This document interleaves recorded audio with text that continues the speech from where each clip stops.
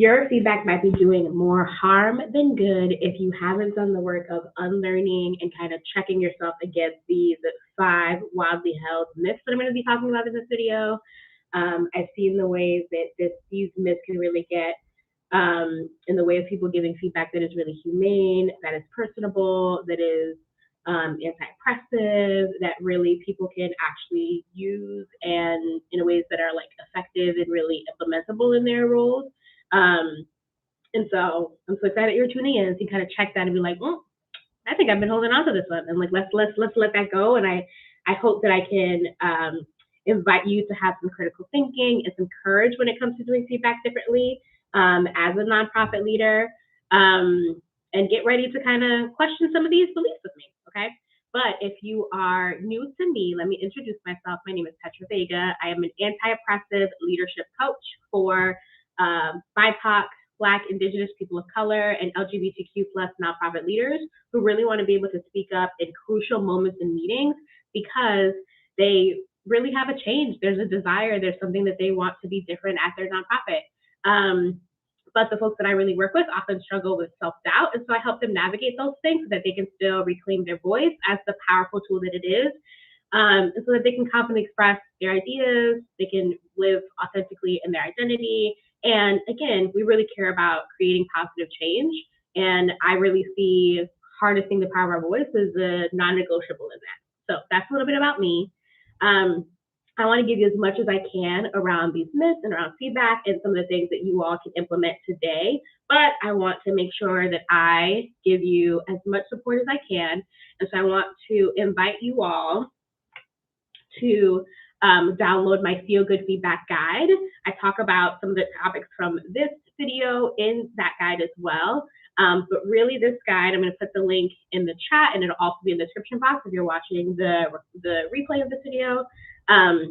But this feedback guide really includes like my best guidance around me practicing and testing and tinkering with like how can we do feedback differently in ways that like really challenge all the myths I'm going to be talking about today, and really challenging feedback is this really traumatic, unconsensual, non-liberatory thing that I think we could just do better at.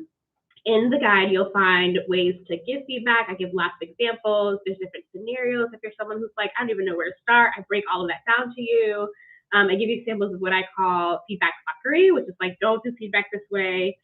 Probably you're going to resonate with a lot of examples on there, and then you'll start to realize, oh, this is why feedback has felt so icky or so confusing or so I've been avoiding it, at my organization, or maybe you're at an organization that avoids giving feedback, and I'm going to give you some awareness as to why that is. So again, I highly encourage you to download the Feel Good Feedback Guide. The link is in the chat if you're here live, and if not, it'll be in the description box as well. I want to also offer that if you are able to stay until the end of this video, I'm really offering, want to give you, again, as much support as I can. And so I'm offering 2 ways for us to work together. That will be free to you if you're able to stay to the end, and you can enter to win. The first thing that you might be able to win is a free workshop series that I have all around, like, how can you create change and challenge the status quo in a way that's authentic to you. And I call that the So You Want to Be Less Oppressive workshop series. So that's something that you can win, kind of DIY, go at your own pace, do some of that learning and unlearning on your own. The other thing that you might be able to win is a free one-to-one coaching and consulting session with me, which I call Spark Sessions. And so that's like 1 hour with me over the phone. You can ask any of your questions about feedback, around leadership development, around supervision, around boundaries, workload, burnout, all of the things. Happy to kind of provide support. So that's my little plug. If you're able to stay to the end, you can enter to win some free support for you. And let's get into it. So today, like I shared, I'm going to be going over actually four myths that I have seen really get people in a chokehold around giving feedback, really trip people up around giving feedback. And I found these myths from this LinkedIn article called "What are some common feedback myths that hinder organizational effectiveness?" And so again, if you're someone who is really thinking about like, okay, how can I make sure that my nonprofit is really living into the mission and vision? Perhaps you're someone who's in a leadership role and there's folks that you supervise and manage, and you want to make sure that they are also living into the mission and vision of the organization. You're definitely going to want to turn your listening ears up, okay? Um, so the first myth that was described in that article that I've also seen in my work around supporting individuals and organizations around their feedback practices is that feedback is only for correcting mistakes. It's only for like, you only get feedback when things are going wrong. And so oftentimes, if we have that belief that feedback is only around for correcting mistakes, usually that means that the feedback is always negative, right? It's always like, you're doing this thing wrong. And so let me first explain why I see this as really being outdated and really oppressive. Um, I think there's this might have been helpful at a time where folks really were only responding to negativity in a way, and I think it's also in terms of the oppressive tip of it. I think those of us that are in change spaces, trying to create different worlds, we're often really good at critiquing, and so I think but also um, that creates a particular type of dynamic, right? And I think for those of us that want to create a world that is more liberatory, that is more whole, that is more humane, we're going to really need to learn we're probably really already good at critique. We're going to need to try some other practices, right? Maybe around appreciation and acknowledgement.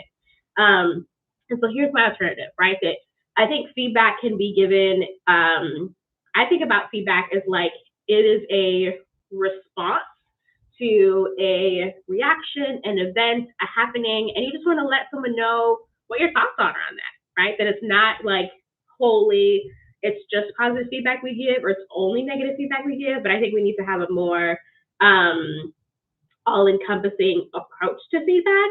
And so I often, in my Feel Good Feedback Guide, you'll see that I don't really talk about, not necessarily like what kind of feedback that you should be given, because I think that's really personal to the person, but I do give you questions, right? So one of my questions is for you to ask the person before you even give feedback. In my like 3-part process, that there's before giving feedback, there's during giving feedback, and then there's a post feedback phase. In the pre-giving feedback, that I'm really encouraging you all to ask, how do you like to receive feedback? Ask that person in what ways have they been given some maybe hard to hear feedback. And it might be hard to hear because it is like around correcting a mistake, but it might be hard to hear because someone has never been told a nice thing before, And so it's like, oh, I'm actually trying to like welcome that in more and trying to really acknowledge my strengths, because that has been an area of growth for me. And so that person might have a way that someone had like phrased something really beautifully to them, or maybe there was something around the timing that they did, or maybe it was the relationship that really allowed that feedback to land in a way that was really helpful. And so I think that's really the approach that I want us to take in terms of interrogating this idea that like, oh, feedback is only for correcting for mistakes.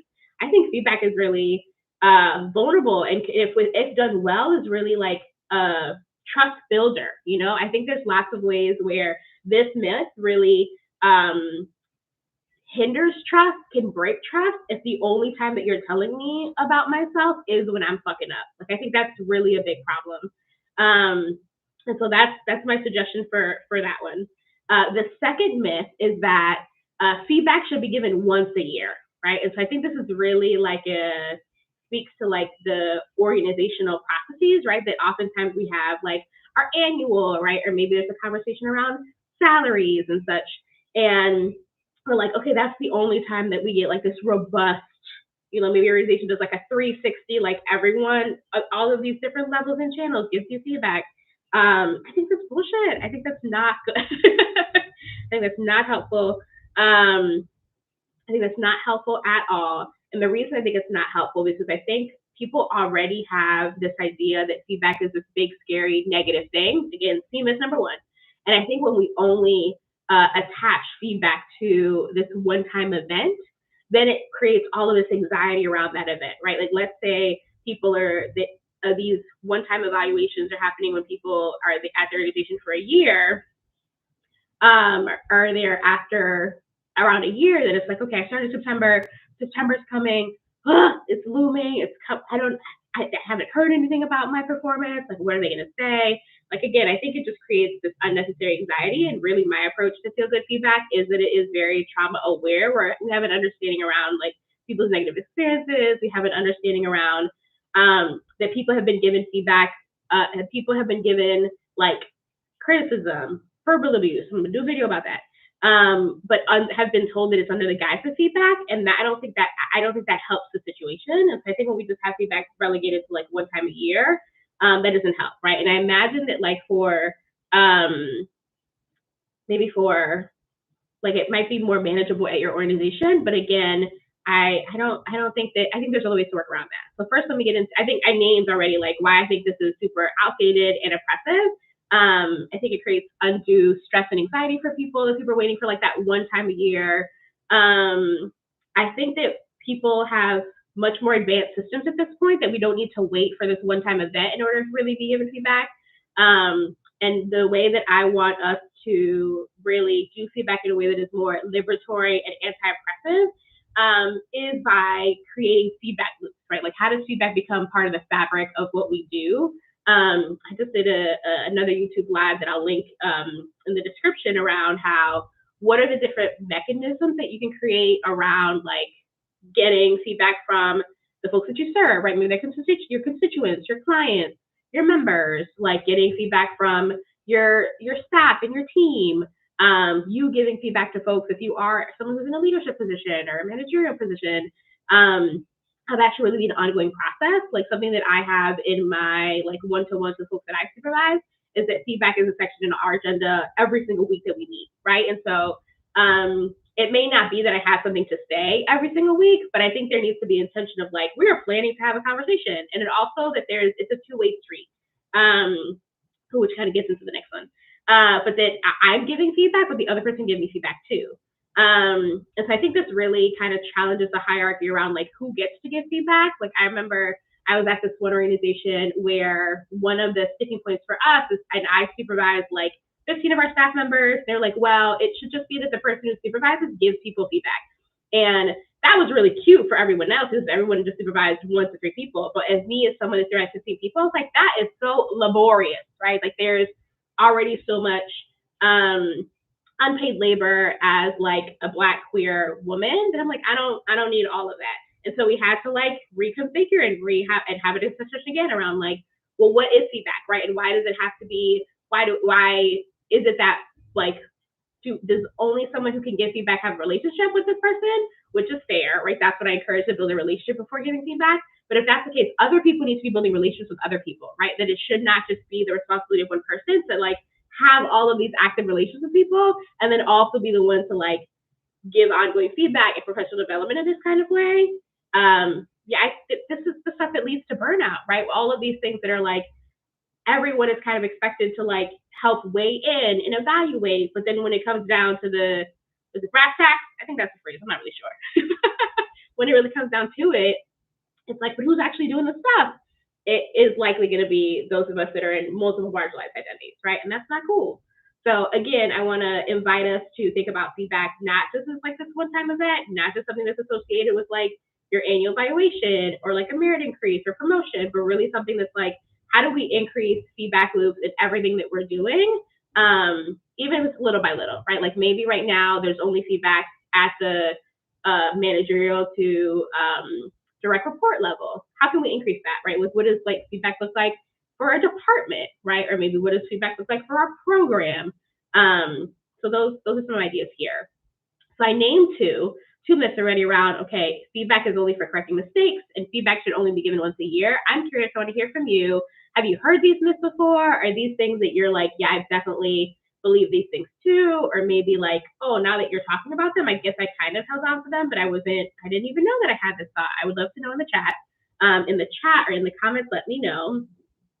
I kind of poked at this next myth, but the next myth is that feedback is a one-way street, right? That feedback normally is only like the person who has the most power, maybe your manager, the director, executive leadership team is the one giving feedback to someone that they supervise or oversee or has like more positional power. That's a fucking problem. I hate that. I hate that so much. I think that comes from my background in community organizing and really being someone who's like bottom up thinking, and wanting to dismantle the hierarchy between some of these roles. That I think we need to change that, right? Like, what are the multiple ways that people can give feedback and be able to communicate information to each other? And I think one of the things that really hinders that from being possible, from having communication, having feedback be not a one-way street, is if the organization is really steeped in, I talked about this in another video around culture of politeness or niceness, right? Where people might be like conflict avoidant, or they might be afraid of stepping on toes, or they might just not even be sure around how to give feedback to other people who they don't supervise, right? And I think that there's area for growth there. I think we could do it better. And the reason that I think this is so outdated, I think I kind of named that before, around like it just puts so much responsibility on the people who are at quote unquote at the top in a positional sense. And I think this really curbs a lot of the agency of people being able to really utilize their voice, right? Like that's my whole thing, is that I think more of us, I want to see a world where more of us on the margins are really speaking up powerfully and confidently and consistently, because I know our ideas are so good, right? Because I know that the things that we have to offer to the world could drastically change an organization, a mission, like a life potentially, you know? And so I think that if we were to hold on to this belief, it's like, oh, I don't get to give feedback, particularly if you are multiply marginalized. I don't want that for us, right? I don't want us to encourage our own oppression in that kind of way. And so then again, my suggestion, if you want to do feedback in a way that's more liberatory and anti-oppressive, is to have these like multiple channels, right? That maybe that there's focus groups, right? That there's assessments, there's evaluations. I think it's just asking those questions and not assuming. I think sometimes I've been in other places where people are like, oh, I didn't think people had ideas. I was like, well, you didn't ask, right? Like I think so much of what the assumptions that we have is we don't ask the right questions to try to get down to what the real is, right? But it's like, well, let's ask. It's like, what do other people have about this idea? Like maybe people may not immediately be part of a particular department, right? But there might be some cross-pollination that could be really cool, right? But again, I think that's based on whether your organization cares about that stuff, right? Do they only care, or maybe you only care about like, okay, I only want people who are like experts or have specialties in this idea to weigh on this one thing. Or could there be a possibility around like, oh, maybe we could use some fresh ideas from someone who isn't so tunnel vision on this thing that we're working on, right? That's all feedback. That's evaluation. That's input that we could be leveraging. There's an opportunity here, you know? Okay, and then my last myth that I want to bring us to is that feedback should be the same for everyone, that everyone should get feedback in the same like manner, method, delivery, all of those things. Okay, I think this is, I'm so tired of one size fits all anything, and this is where this really fits. And I think this is, I want to say that this is kind of outdated, because I imagine there was a time where maybe the workforce, or maybe some places that were talking about feedback or giving feedback, maybe it was more, I think there was like homogeneous, I think that's the word, right? Where people were more like themselves. But I think that there's so many different generations, like people of different backgrounds and belief systems, that like, I think if we're trying to uniform and standardize feedback, I think we're getting caught in a thing. And I think for most of you probably are all at organizations that really value equity. And so equity and feedback really means that we need to be giving feedback in ways that are really applicable and responsive to people, right? That it's not equality, it's equity, right? Like, what are the supports that people need? And I think it's, if you all can remember back that image with like, they talk about equity, equality. I think they have liberation now. It was like, here's the kid at the football game trying to see the football, and then here's what equality is. Everybody has the same, like, I think it was like a box or something. And then equity was like, okay, everyone can see now because there's different boxes. I think the liberation was like, there's no wall, right? Everyone can see, no one needs support. But so yeah. So I think kind of have that image in your mind around like, okay, people think people need different things, and really, if you're not sure how to deliver feedback in a way that is responsive to people, then that feels like a professional development opportunity for you, right? I've had like tons of other videos around how to give feedback, examples, what things to say, questions to ask. So please feel free to look at my other videos, and I'll link some things in the description box as well. But yeah, don't hold on to this one around like, I need to be uniform in my feedback, because I can guarantee you that it's not working for everyone on your team. And think that you can learn a new thing. I think you can learn how to give people feedback in a way that feels good. And I think that you have the capacity to make this iterative and for people to be able to give you feedback as well, to be like, that landed, that didn't land. So that's my alternative, right? That I think that kind of, if you were if you didn't haven't already grabbed my Feel Good Feedback Guide, but I talk about the 3-part process around like giving feedback before, giving feedback during, but then there's also post section to feedback, which I think will be helpful for this one, around like, you're checking in with people around the feedback that you gave them, and you're like, hey, I gave you the feedback on XYZ. I just want to see like how that landed. Was that helpful for you? Is there anything I could be doing differently? I'm really working on improving my feedback practices. I'm learning that feedback is really important and could really make or break like how someone develops personally and professionally in the workplace. And I want to make sure that I'm doing a good job. I want to do right by you as someone who cares about your development.